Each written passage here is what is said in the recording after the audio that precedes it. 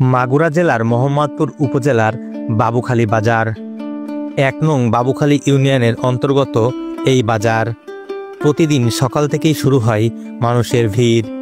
এজন্য গ্রামের এক প্রাণের স্পন্দন। কি নেই এই বাজারে?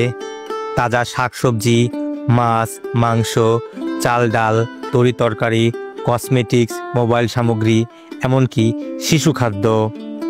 রয়েছে ফলমূলও। বিশেষ করে ঈদের আগে তো জমজমাট হয়ে উঠেছে গরু ছাগলের হাট। এখানে ক্রেতা বিক্রেতার ভিড় চোখে পড়ার মতো।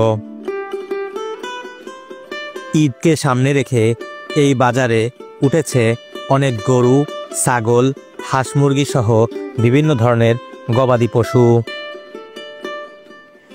বাজারের এক প্রান্তে রয়েছে বাবুখালী ইউনিয়ন পরিষদ ভবন। সেখানে মিলবে নাগরিক সেবা, কিন্তু সেখানেই শুরু হয় এক অনাকাঙ্ক্ষিত ভোগান্তি। একটা শিশু জন্ম দিতে যতটা না কষ্ট পোহাতে হয়, তার থেকে বেশি কষ্ট পোহাতে হয় একটা জন্ম নিবন্ধন তৈরি করতে।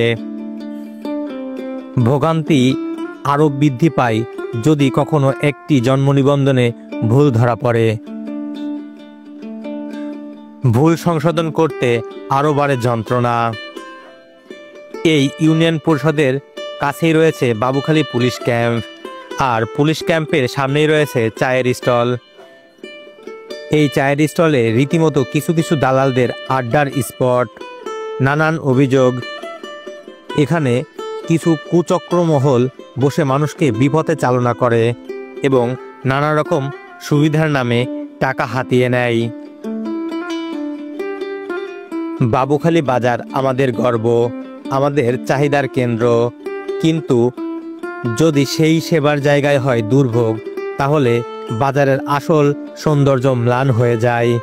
আমরা চাই সেবা হোক সহজ, সেবা হোক স্বচ্ছ, আমাদের ইউনিয়ন পরিষদ হোক আরও আধুনিকায়ন, বন্ধ হোক দালালি, আর সাধারণ মানুষ পাক তাদের ন্যায্য অধিকার।